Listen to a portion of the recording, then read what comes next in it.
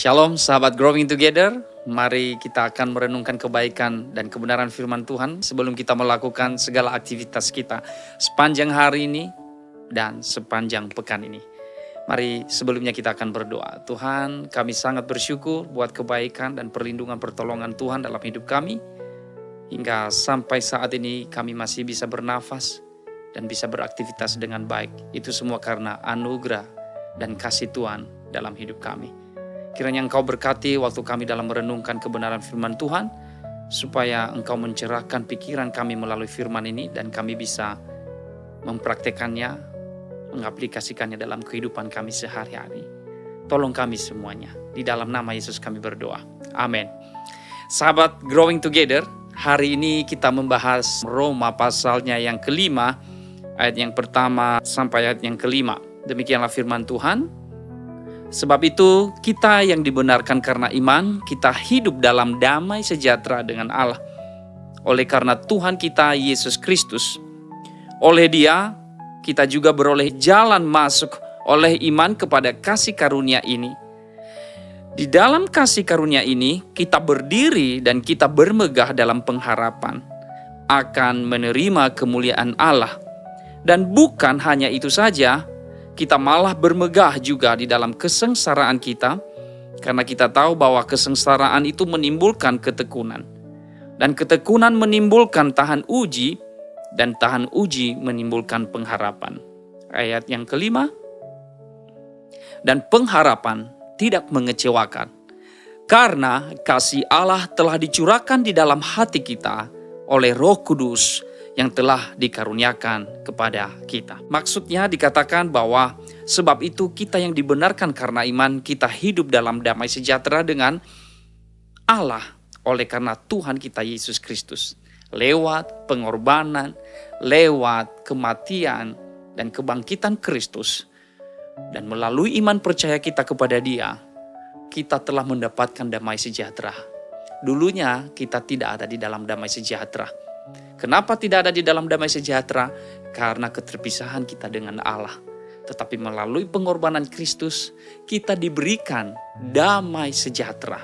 Kenyamanan jiwa kita di dalam Kristus Yesus.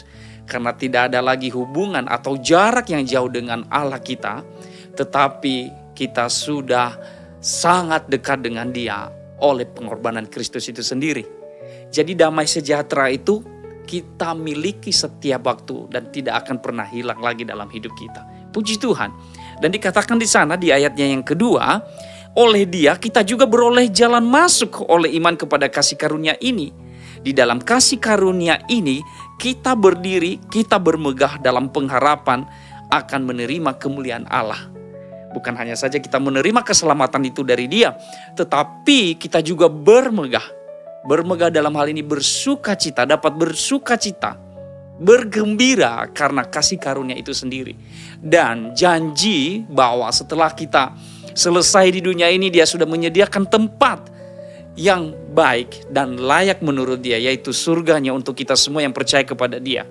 Dan itu sudah menjadi milik kita karena kasih karunia-Nya. Puji Tuhan Yesus.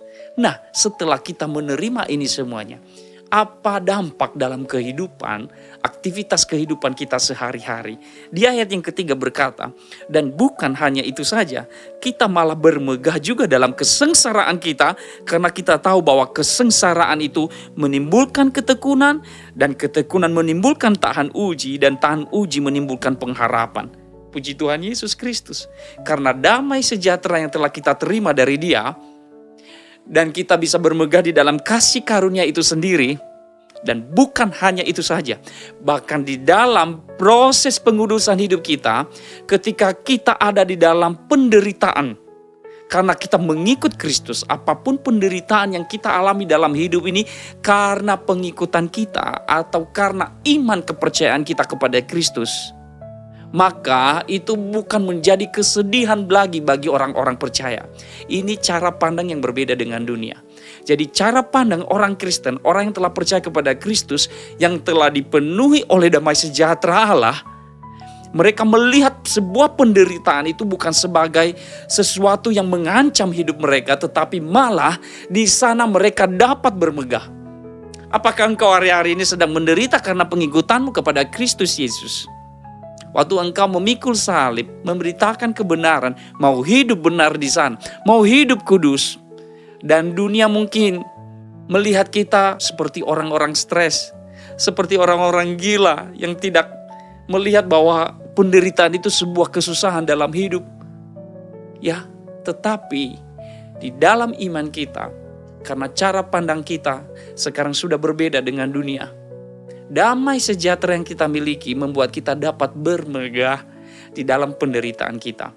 Karena apa? Penderitaan yang kita alami, orang percaya alami dalam kehidupan mereka waktu mereka mengikut Kristus, itu membuahkan hasil apa? Dikatakan di sana, dan bukan hanya itu saja, kita malah bermegah juga dalam kesengsaraan kita karena kita tahu. Ini pengertian yang baru yang diberikan Allah kepada kita lewat firman yang dituliskan dalam Roma ini. Dikatakan bahwa karena kita tahu bahwa kesengsaraan itu menimbulkan apa? Ketekunan. Dan ketekunan itu menimbulkan tahan uji, dan tahan uji itu menimbulkan pengharapan. Kalau kita sudah percaya kepada Kristus, tidak hanya menerima damai sejahtera itu, iman kepercayaan kita kepada Tuhan, lalu kita santai di sana.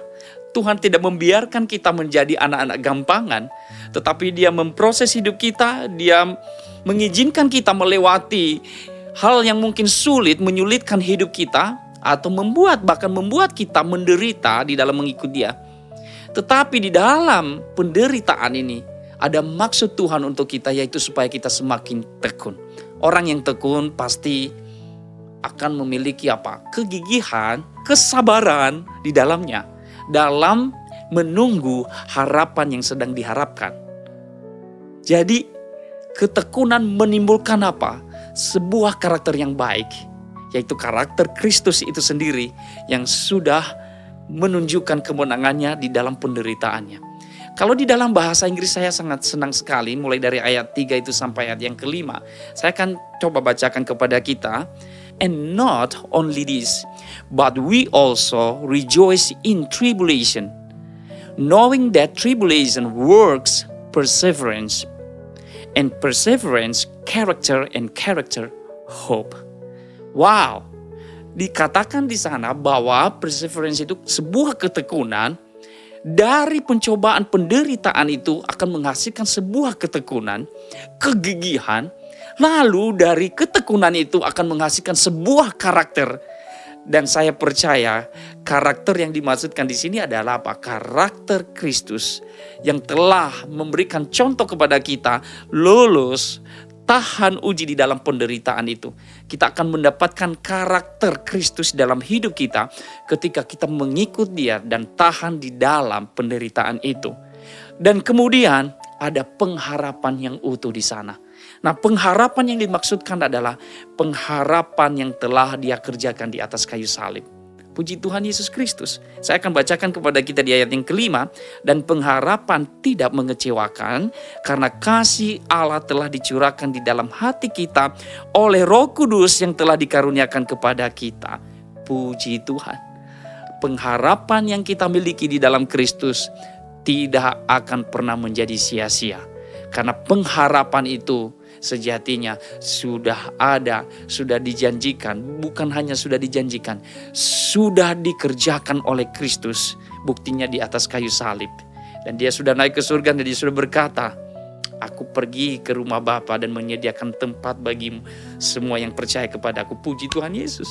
Ini adalah berkat yang luar biasa. Nah, Bapak Ibu sudah yang terkasih, apa manfaatnya, apa dampaknya dalam kehidupan sehari-hari kalau kita sudah tahu bahwa penderitaan itu, proses hidup itu menghasilkan perseverance atau ketekunan, menghasilkan karakter yang baik, yaitu karakter Kristus dalam kehidupan kita. Maka saya percaya setiap orang yang sudah mengerti ini, dia akan tetap setia, dia akan teguh dalam pengharapannya, dia akan tetap sabar dalam menghadapi segala sesuatu, dia akan tetap memiliki sukacita damai sejahtera meskipun di dalam penderitaan. Selamat merenungkan kebaikan Tuhan. Mungkin engkau sedang ada dalam penderitaan saat ini, ada kesusahan hidup. Saya kurang tahu apa itu kesusahan yang sedang kita alami hari-hari ini, tapi saya percaya bahwa damai sejahteranya yang akan menyanggupkan kita untuk menghadapi ini semua, saya percaya kita akan bertahan di dalamnya. Karena pengharapan kita tidak ada yang sia-sia di dalam Kristus Yesus. Puji Tuhan Yesus. Let's grow together. Serve together. Be fruitful. God bless you.